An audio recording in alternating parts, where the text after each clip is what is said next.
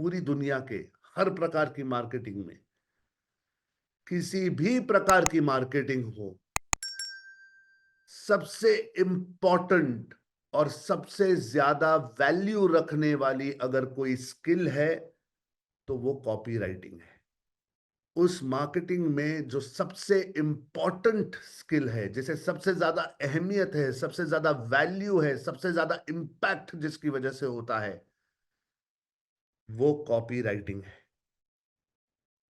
Copy writing बहुत ही important subject. आइए इसकी गहराई में चलते हैं और समझते हैं कि कॉपी राइटिंग क्या होता है। मैंने आपको समझाया कि कंटेंट में तीसरा प्रकार जो है वो है कॉपीराइटिंग। नाउ ये कॉपीराइटिंग का मतलब है आप जो ईमेल्स लिखते हैं, व्हाट्सएप पे मैसेज लिखते हैं, आप एडवर्टीजमेंट के लिए जो टाइटल लिखते हैं, डिस्क्रिप्शन लिखते हैं, बटन्स के आसपास कुछ लिखते हैं, आप अपने ब्लॉग या वेबसाइट पर जो जो लिखते हो, आप सोशल मीडिया की पोस्ट पर जो लिखते हो, या कैनवा की आर्टवर्क के अंदर जो आप लिखते हो, जो रिमाइंडर्स, नर्चरिंग, ये सारी चीजें जो होती हैं, ये सारा का सारा टेक्स्ट है। टेक्स्ट। तो जहां कहीं आपको आपका कागज और कलम लेकर कुछ लिखना पड़े, या फिर कहीं पे आप कुछ टाइप कर रहे हो, that is text, that is copywriting. ये कॉपीराइटिंग इतना जरूरी क्यों है? Why is this so important? बात मेरी समझो अब। सबसे पहले तो ध्यान देना कि लोग क्लिक करने से पहले पढ़ते हैं। अब आप कहोगे कि सर इसका क्या मतलब है, लोग क्लिक करने से पहले पढ़ते हैं? मतलब वी डिडंट अंडरस्टैंड, इसकी इसकी गहराई नहीं समझ में आई। मैं आपको समझाता हूं। मानकर चलिए आप किसी वेबसाइट पर जाते हैं, किसी ऐप के अंदर हैं, या किसी भी तरह की मार्केटिंग या किसी भी तरह की इंटरैक्शन कम्युनिकेशन में है, और किसी वेबसाइट पर आप कोई बटन क्लिक करने वाले हैं, और उसके आसपास, जहां वो बटन है उसके आसपास कहीं पे पुलिस, साइबर क्राइम, फ्रॉड, ऐसा कोई भी अगर शब्द उसके आसपास भी लिखा हुआ है, क्या उस पर क्लिक करोगे? Just think of this. सोच कर देखो। अगर वहां पे एक वीडियो है, मानकर चलिए आप किसी लैंडिंग पेज पर पहुंचते हो, आप किसी वेबसाइट पर हो, मानकर चलिए, एग्जांपल दे रहा हूं, मानकर चलिए आप किसी वेबसाइट पे पहुंचते हो, वहां पर मेरा वीडियो है, और मैं कह रहा हूं आपसे कि डिजिटल मार्केटिंग करना जरूरी है, ये कोर्स खरीदिए, बिल्कुल सस्ता दे रहा हूं, 5,000 रुपए का कोर्स आपको 50 रुपए में दे रहा हूं। मानकर चलिए, एग्जाम्पल है, 50 रुपए में दे रहा हूं। यहां पर नीचे एक बटन है, उस पर क्लिक कीजिए, 50 रुपए भरिए, आपको कोर्स मिल जाएगा। और उस बटन के आसपास कहीं पे फ्रॉड लिखा हुआ है, क्या आप क्लिक करोगे?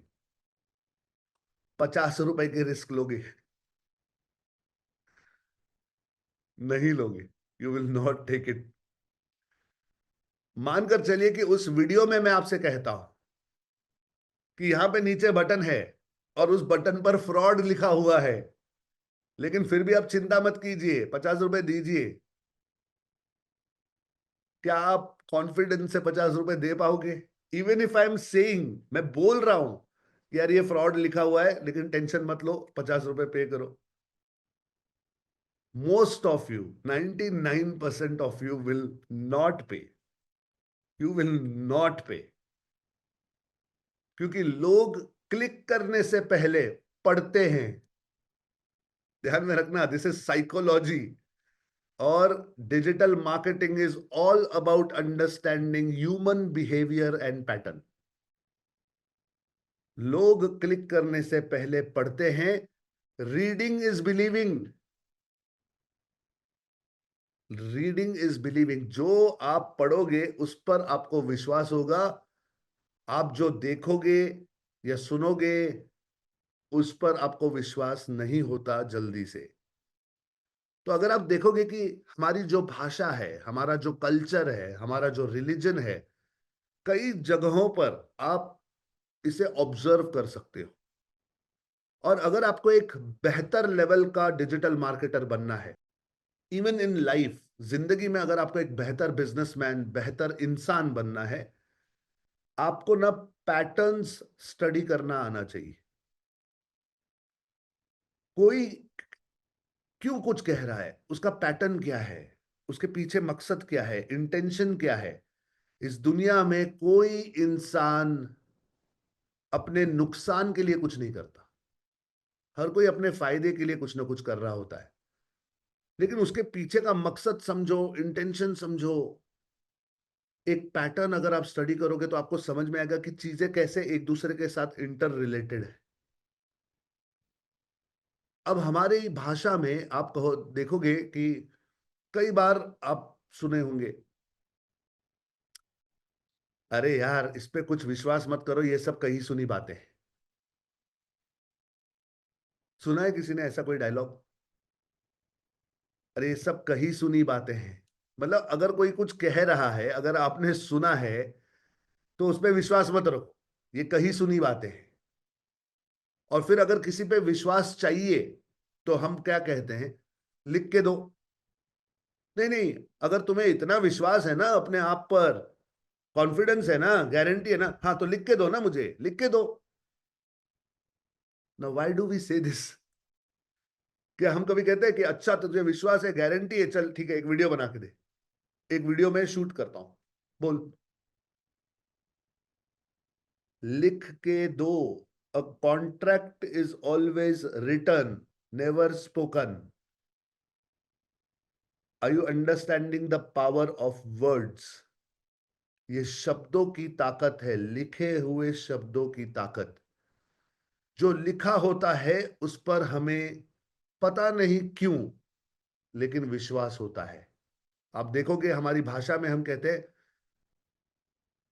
कोई लिख कर गया है, मेरे दादाजी ने लिखा था, ये लिखा हुआ है हमारे ग्रंथों में, ये लिखा हुआ है।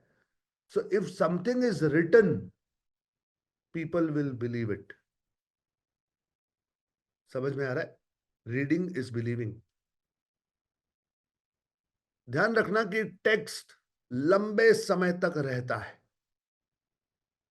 आप अपने घर में, सपोज कोई बुक है आपके पास, कोई नॉवेल है, कोई स्टोरी बुक है, इवन मैगजीन है, आप उसे जल्दी फेंकोगे नहीं, बहुत जल्दी आप उसे रद्दी में दोगे नहीं।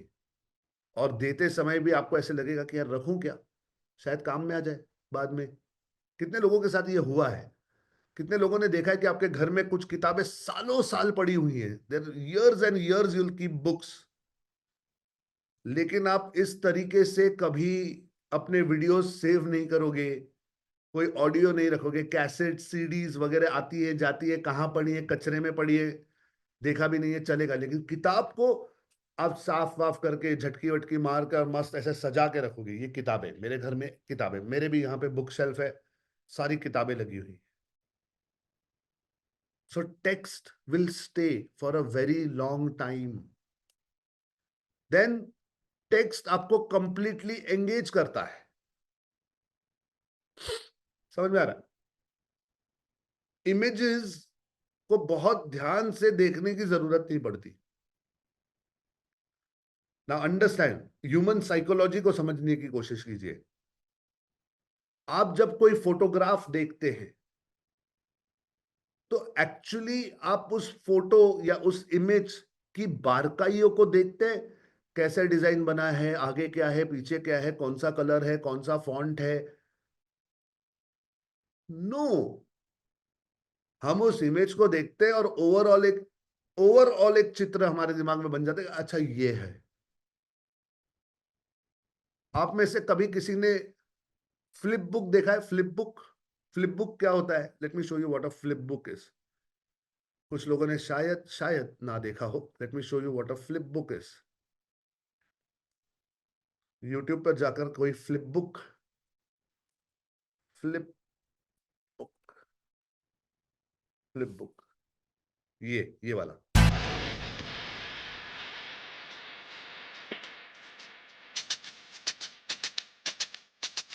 Noise, noise.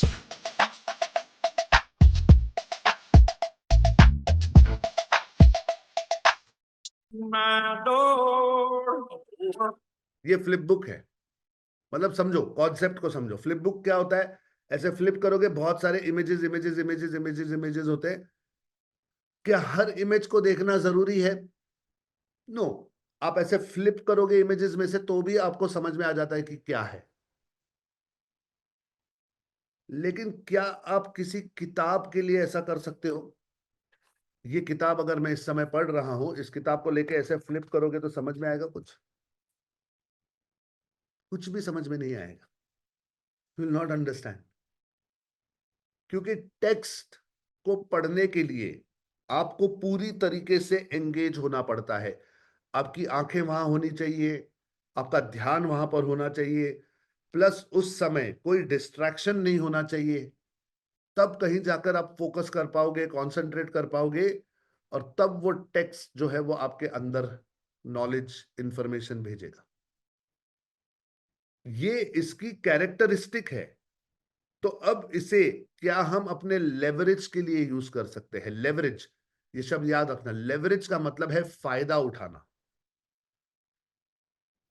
ये चीज कि आपको टेक्स्ट अगर इतने कंसंट्रेशन से देखनी पड़ती है, सुननी पड़ती है, समझनी पड़ती है, तो क्या हम इसे अपनी मार्केटिंग के लिए यूज कर सकते हैं? Now think of this. मैंने आपसे कहा पिछले कुछ सेशंस में कि मेरे घर में मेरी मम्मी जो है वो सीरियल्स देखती है, टीवी सीरियल्स। वो सीरियल कहीं चल रहा होता है टीवी पर, और मेरी मम्मी घर में कुछ खाना बना रही है, कुछ काट रही है, सब्जियां वब्जियां, फ्रूट, और still she is watching the serial. मतलब उसकी आंखें वहां पर नहीं है, सिर्फ कान है, तो भी चलेगा, वो फिर भी सीरियल देख रही है। Are you understanding? कितनी बार ऐसा होता है कि हम कार चला रहे होते हैं और वीडियो लगा के रख देते हैं, बीच बीच में देख रहे हैं और सुन रहे हैं, पूरा ध्यान नहीं है, गाड़ी भी चला रहे हो, वो भी कर रहे हो, फिर भी हो रहा है। अब यही आप किताब के साथ करके देखो, गाड़ी भी चलाओ और किताब भी पढ़ो, is it possible? It is not possible. Accident कर बैठोगे। Are you understanding? कॉन्सेप्ट क्या है? कॉन्सेप्ट ये है कि टेक्स्ट जो है वो आपको कंप्लीटली एंगेज करता है। एंड लास्टली, टेक्स्ट का लॉन्ग लास्टिंग इन्फ्लुएंस है।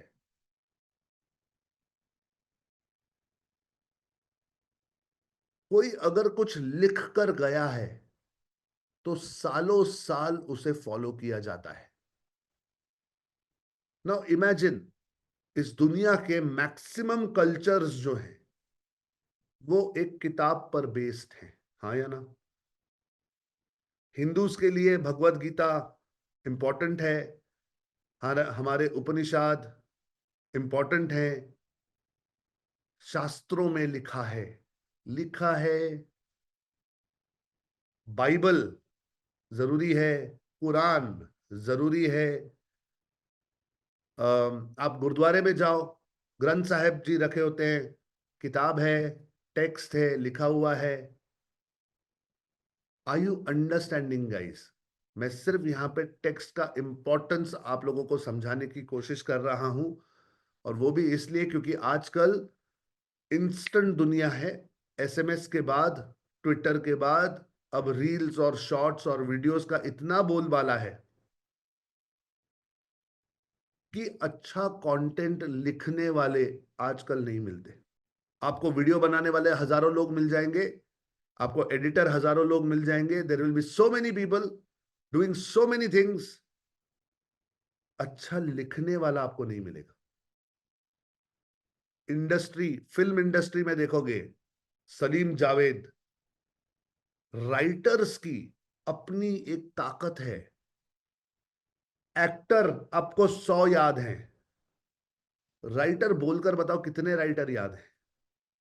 सलीम जावेद के बाद शायद ही किसी राइटर ने इतना नाम कमाया कि उसके नाम से हमें याद हो। And then people who like it follow it blindly. आज जब मैं डिजिटल मार्केटिंग में काम कर रहा हूं, जब हम एडवर्टीजमेंट्स करते हैं, इन एडवर्टीजमेंट्स में जो आप लिखते हो उसके ऊपर आप लाखों रुपया लगाते हो। लेकिन वो एक वाक्य, वो एक स्टेटमेंट अच्छे से लिखने वाले लोग अभी नहीं हैं।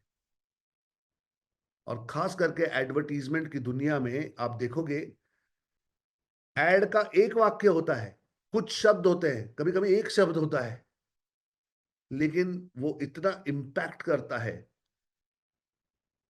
कि उसके ऊपर लाखों करोड़ों रुपया खर्च होता है और वो लिखने वाले को भी बहुत अच्छे पैसे मिलते हैं। एक वाक्य लिखने के लाखों रुपए मिलते हैं। और एडवर्टाइजमेंट की दुनिया में इसे कॉपी राइटिंग कहते हैं कि I am a copy writer. मतलब मैं इस तरह का लिखना जानता हूं। मैं ये नहीं कह रहा हूं कि हम सब कॉपी राइटर बनेंगे, हम सब इस तरह का काम करेंगे, लेकिन कॉपी राइटिंग की अहमियत बहुत है और सप्लाई जो है वो बहुत कम है, डिमांड बहुत ज्यादा है। तो अगर आप में से किसी को लिखना आता है, आप सोच सकते हो कि क्या लिखना चाहिए। अगर ये स्किल आपके अंदर है तो ट्रस्ट मी, आप इसमें से बहुत सारे पैसे कमा सकते हो अगर सही तरीके से चीजों को करो। और ये करने के लिए आपको लैपटॉप कंप्यूटर की भी जरूरत नहीं है, अपने मोबाइल पर भी टाइप करके कर सकते हैं। Are you understanding? कुछ लोग मुझे कहते हैं सर मेरे पास तो लैपटॉप नहीं है, मैं कैसे पैसे कमाऊंगा? मैं कहता हूं मोबाइल पर लिखकर भी पैसे कमाए जा सकते हैं। आइडिया ये है कि आपको आना चाहिए, आपने उसमें प्रैक्टिस करनी चाहिए, उस हुनर को आपने डेवलप करना चाहिए ना। ये कॉपी राइटिंग है।